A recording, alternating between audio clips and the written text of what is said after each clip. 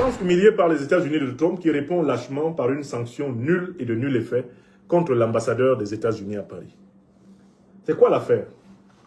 Un citoyen français a été tué dans le cadre de rixes politiques. Un certain monsieur Quentin Derenque, il a été tué dans le cadre de rixes politiques en France. Le président Trump et le gouvernement américain se sont engouffrés dans la faille pour faire des commentaires extrêmement méprisants envers la classe politique française, en particulier la gauche, et méprisants envers le gouvernement de Macron qui a été traité d'incapable de remettre de l'ordre et d'être débordé par le radicalisme de gauche.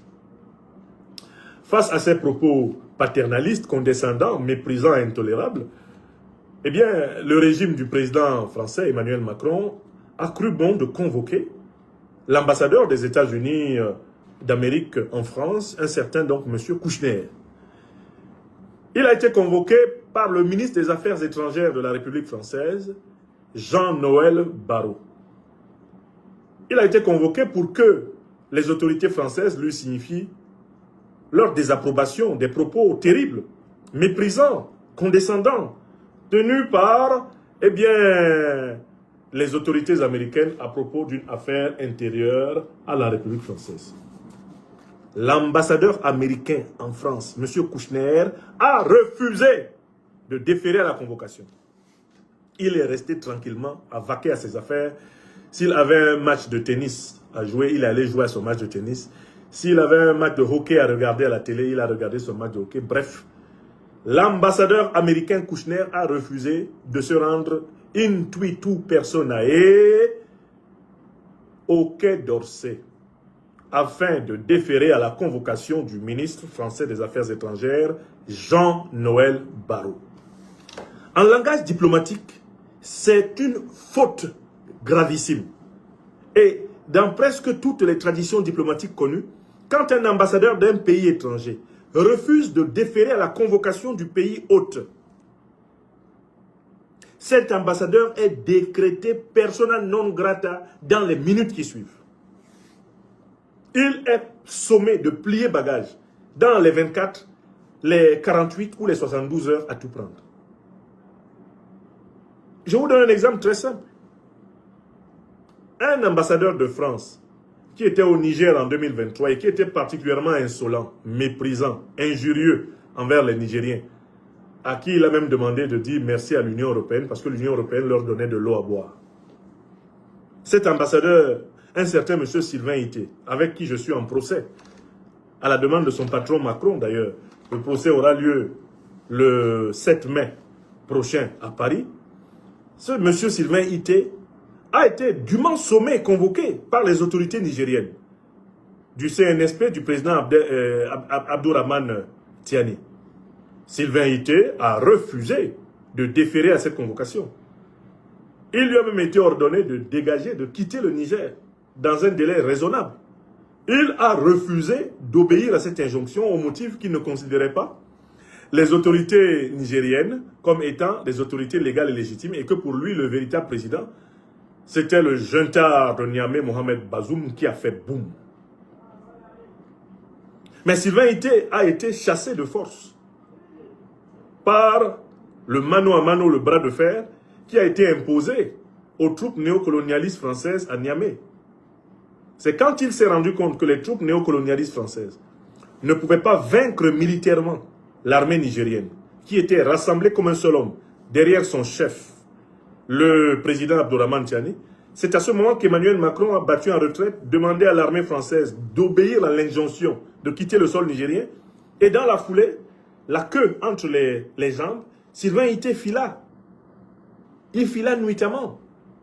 Et échappa à l'ambassade de France dans laquelle il croyait avoir constitué un nouveau fort néocolonial de résistance contre l'Afrique. Donc, l'épisode qui a conduit à l'expulsion de Sylvain Ité du Niger est typiquement cet épisode-là où on voit un ambassadeur qui est dans un pays étranger et qui refuse de se soumettre aux autorités du pays étranger et notamment de déférer à une convocation, ce qui est la moindre des choses, le moindre des devoirs qu'un ambassadeur a dans quelque pays qu'il soit, c'est quand il est convoqué par les autorités du pays, il doit s'y rendre. Il n'y a aucune excuse, il doit s'y rendre. C'est une convocation qui a une valeur contraignante et qui est la condition même de la relation diplomatique. Or, l'ambassadeur américain Kouchner a refusé. Il a refusé d'aller rencontrer Jean-Noël Barrot. Il a refusé avec le gouvernement français. Il a considéré que le gouvernement français n'avait pas titre pour le convoquer, lui, l'ambassadeur des États-Unis d'Amérique. Alors, quelles sont les motivations de cet ambassadeur? Mais il est habité de l'esprit de Trump. Trump se considère comme le président des États-Unis d'Amérique et par là, il est le chef suprême de l'Occident militaro-politique, industriel et financier. Donc, Donald Trump ne comprend pas que le ministre d'un de ses subalternes, à savoir Emmanuel Macron, président de la République vassale française, mais Donald Trump ne comprend pas que le ministre des Affaires étrangères d'un de ses subalternes ose convoquer son ambassadeur à lui, qui le représente, lui, Trump, le super chef, le Superman. Et j'imagine Trump quand il a appris ça. What are they talking about? They say they are calling for my ambassador to go and see them. I think that Macron is a madman. I can't accept that at all. Tell him to never go there and Macron will do nothing. I will call him Emmanuel Macron. Emmanuel Macron. You can't dominate my ambassador. As you know, I'm Donald Trump, I'm Magic Trump, I'm the Superman. I am the dominant male of the West. Who are you? Who are you? Emmanuel Macron, don't call to my ambassador again. He told me, oh yes, sir, I will no more do that. I will no more do that. President Trump, excuse me, forgive me. Oui! Donald Trump, comme vous voyez là, considère que Macron, c'est son sous-fifre. Mais comment ton sous-fifre peut envoyer une convocation à ton ambassadeur? Alors que toi-même, tu considères que l'ambassadeur des États-Unis en France est supérieur au président français. Comment le président français peut envoyer un ministre convoquer l'ambassadeur des États-Unis en France, alors que les États-Unis se considèrent comme une puissance tutélaire de la France? Ce sont les États-Unis qui protègent l'Union européenne. Hein, ils ont au moins pratiquement, je ne sais pas, une soixantaine de bases militaires en Europe.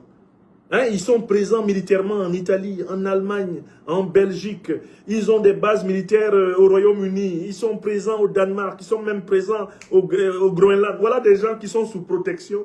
L'Europe est un protectorat militaire, monétaire, financier, économique, diplomatique américain. Vous osez convoquer l'ambassadeur de Trump? Mais Donald Trump a dit, you are mad, man. That Macron is just a madman. He's a madman. Do you know how can he give a convocation to my ambassador? And just tell me how. That Macron, I think he has a problem. He's very proud of himself, but he's just an ignorant. He doesn't know that I am the chief. The commander-in-chief of the West is Donald Trump. Donald Trump. Oui! Mais écoutez, on s'attendait quand même que ces gens-là, qui ont été capables d'utiliser Sylvain Ité pour défier tranquillement le Niger pendant plusieurs jours et même plusieurs semaines, on s'attendait à ce qu'ils aient quand même un peu de courage, qu'ils aient un peu, on peut dire, un peu de gnaque. Vous savez quelle est la sanction qu'ils ont infligée à l'ambassadeur américain Kouchner? Voici la sanction décrétée par le gouvernement Macron. Désormais, il est interdit à l'ambassadeur américain Kouchner d'avoir un contact avec le gouvernement. Safroula.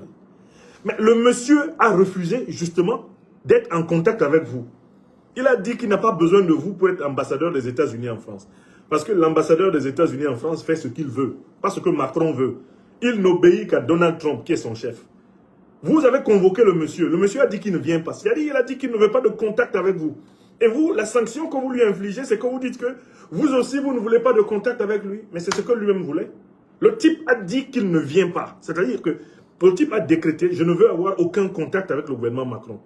Et le gouvernement Macron décide de le punir en disant, ah, tu as refusé de déférer à notre convocation, tu vas voir. Il t'est interdit d'entrer en contact avec nous. Mais c'est ce qu'il a refusé.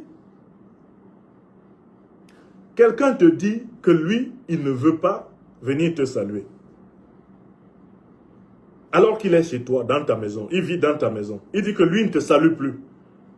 Toi aussi, pour seule sanction, alors qu'il est dans ta maison, tu envoies quelqu'un lui dire que toi aussi, tu ne le salues plus. Il est dans ta maison, hein. Il fait ce qu'il veut, il passe.